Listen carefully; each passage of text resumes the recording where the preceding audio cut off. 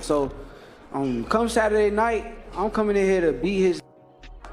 He gonna come, he gonna be tough, strong, but I'm coming to whoop his. I stand by that. I stand by that. I'm f***ing him up. Yeah. You gotta think, right? It's okay. I can't wait to beat this clown, bro. This dude is a clown. Focus on me. You better have that chin ready, baby. You better have it ready. Real clown. I already figured you out. You not fighting. What else you got, man? Yo, Senior, you're I only not seen in the 10 ring. seconds of your fight. I seen you fight before. I only You seen can't 10 fight. seconds of your fight. You're boring as hell. Come on, bro. Stop it, bro. Boring, man. You almost got knocked out. Even your daughter said you got knocked out. Got knocked out. Tio got hurt his last fight too. Ooh. Didn't he get hurt his last fight?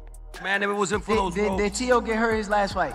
My son don't be throwing punches. So the whole scene exploded when Terence Crawford crashed the Stevenson versus Lopez press conference.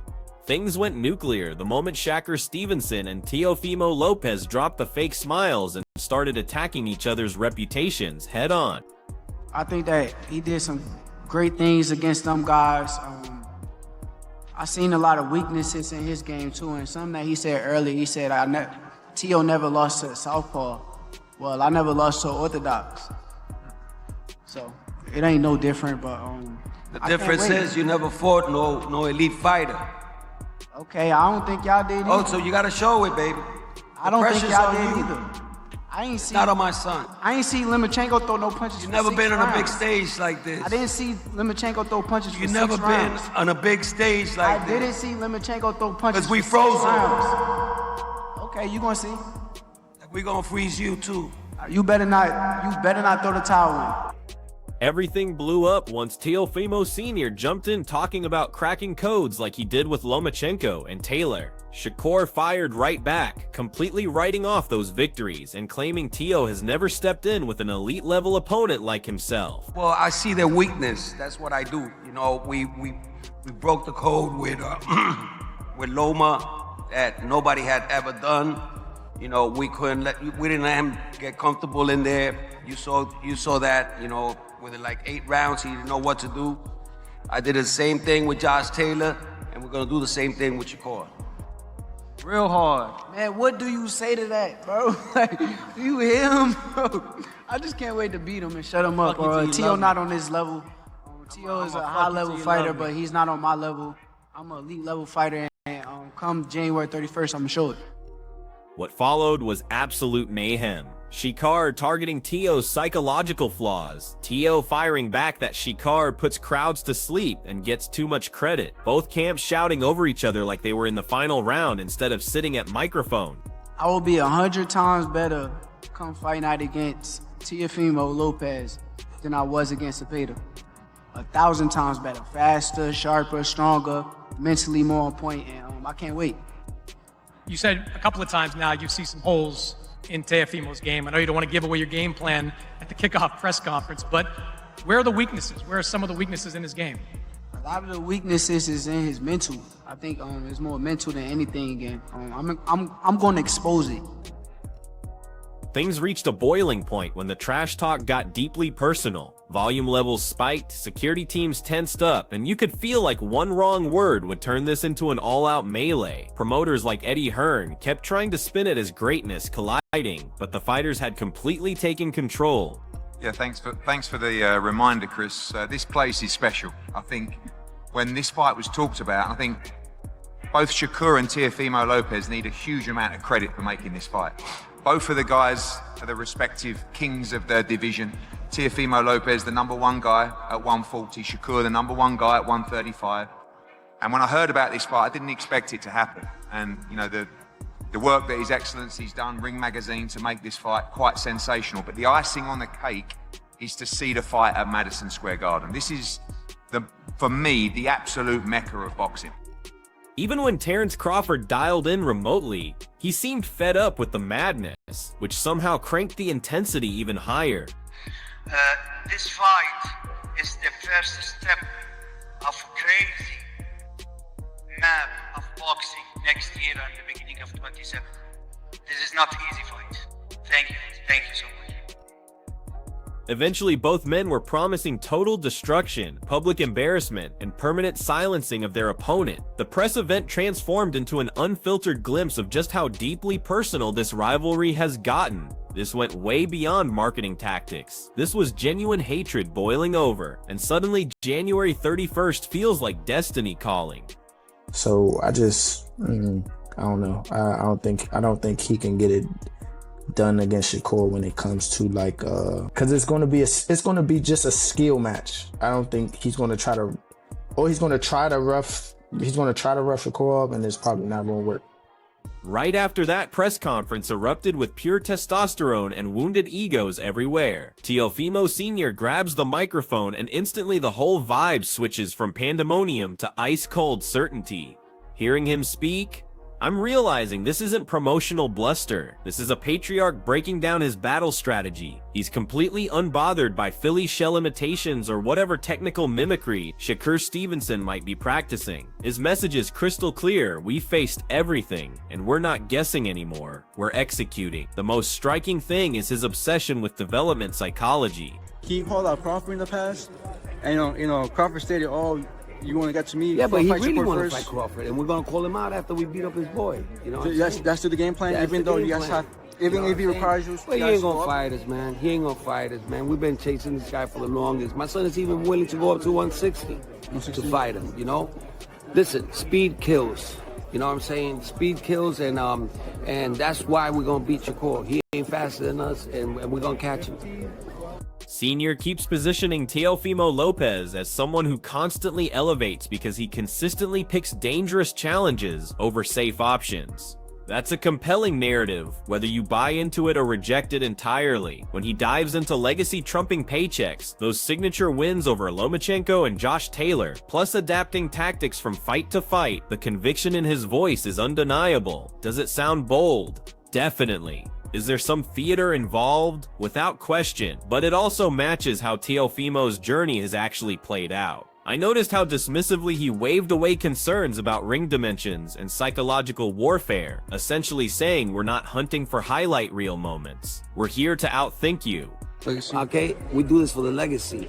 So I tell my son, when I told him, let's go after Colmig, let's go after Lomachenko, let's go after Josh Taylor, and all of those three fights, he was the underdog.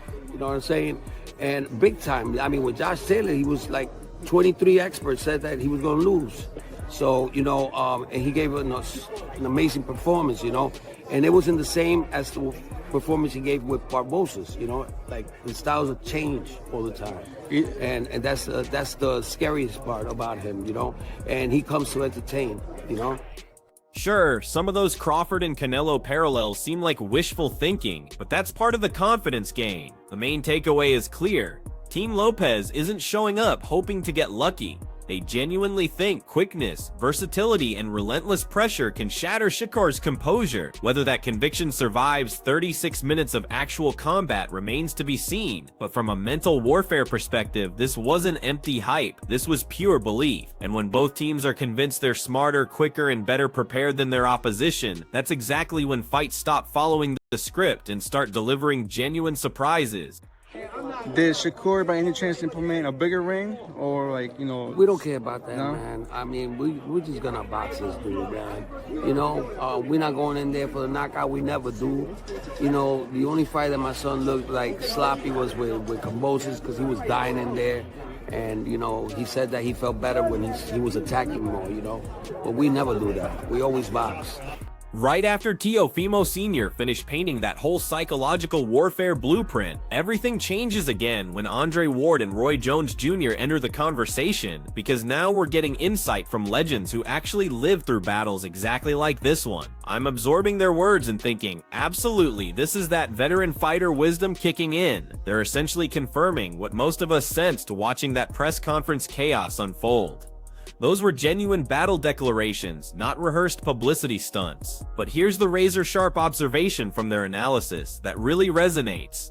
Shakur Stevenson improvises in the moment. He doesn't require preparation. He doesn't need perfect conditions. He absorbs information and constructs solutions round after round like he's creating art without sketching first. Teofimo Lopez, meanwhile, brings danger, power, and flashes of genius, but when everything gets chaotic, he still requires some structure to find his rhythm again. I look at Shakur like a fighter who has a blank canvas. He's got the IQ, he got the experience, and the athleticism, and the skill set where he can paint any type of picture he wants to on a blank canvas. When I look at Teofimo Lopez, he's almost that. He has a blank canvas, but he needs an outline on what to draw and what to paint inside the line. Now, every now and again, he'll go away from the outline that he has and he'll do something dope and you'll be like, oh, that was cool. That wasn't on the outline right there. But I don't think that he can create on the fly like a Shakur Stevenson. Ward and Roy aren't dismissing Teo's abilities whatsoever. They're actually acknowledging something clever about his approach. The disrespect during that press conference wasn't accidental, it was calculated provocation. The objective wasn't winning the verbal exchange, it was forcing Shakur to fight with anger instead of precision. That's advanced psychological manipulation. But here's where I completely align with Ward and Roy's assessment. The biggest mistake you can make is trying to pull a composed technical fighter into your chaos when he understands exactly what game you're playing. If Shakur takes the bait, Teo's got an opening. If Shakur maintains his discipline, that strategy explodes spectacularly. The hilarious part is how the Hall of Famers admit, yeah, if someone disrespected me like that, we'd be throwing hands immediately. But they also acknowledge that Shakur operates differently. He doesn't need to dominate the moment. He just needs to control the fight. That's the distinction. This showdown isn't about who sounds more intimidating or acts more aggressive. It's about who keeps their composure when the game plan crumbles and everything starts improvising. What I think is that Teo just painted the outline by being as disrespectful as he can at the press conference because he wants to try to piss this kid off so the kid come fight with him. You understand me? Because with me, he had exactly what he wanted. As soon as I go in there, I'm coming straight to his head. You understand where I come from? So, but I think that's what he's trying to get. Yeah, you feel me? But I think that's what he's trying to get Shakur to do. Because why would you say that to a person? What does that have to do with boxing? You feel me? He knows that Shakur has great feet and he's not gonna be able to catch Shakur if he lets Shakur take his time to do what he does. So he got to try to make Shakur come in and try to kill him, which is what he just did at the press conference. Right after Andre Ward and Roy Jones Jr. delivered that masterclass breakdown of structured versus instinctive fighting, the discussion flows seamlessly into something even more revealing. Actual ring This is where Keith Thurman's insights become invaluable, because now we're moving beyond theorio into first-hand knowledge. I'm processing his words and thinking, exactly. This is why Shakur Stevenson represents such a problematic matchup. Thurman isn't claiming Shakur possesses supernatural powers or mystical abilities. He's explaining that Shakur reads your movements like a translation guide. Slight lean here, shoulder adjustment there, and Shakur has already decoded what you're planning to throw before your mind fully decides. That's terrifying. That's not just reflexes, that's pure computation. The crazy part is how effortlessly Thurman describes it, like, oh yeah, he's just constantly several moves ahead, as if that's completely normal. This explains why Shakur appears relaxed while everyone else looks frantic. He's not responding late, he's anticipating early.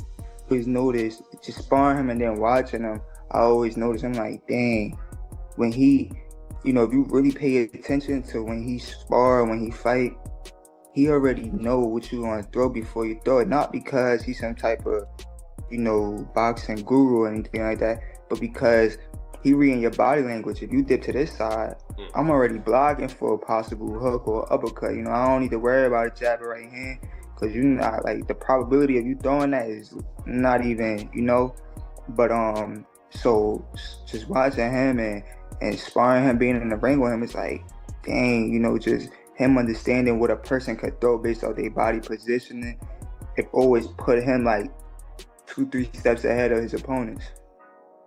Hearing that from someone who actually faced him directly perfectly supports what Ward and Roy were explaining. Shakur doesn't require chaos, he dominates through clarity. He doesn't force the action, he allows it to develop and then controls it. Then Thurman really hammers the point home when he explains why Teofimo Lopez, despite all his talent, needs to be flawless for 36 full minutes.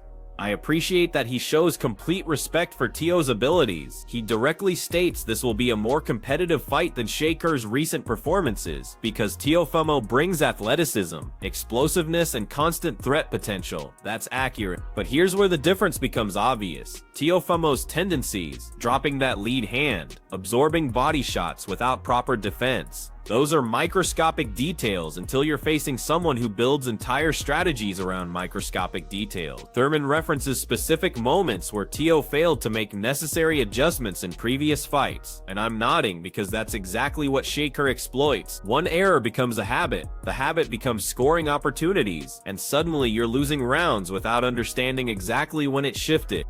Yeah, for sure. The most notable thing that come to mind is I remember when he fought Sander Martin. Like every time he threw a right hand to the body, he never had his lead hand up. Sander Martin was just check hooking him to death.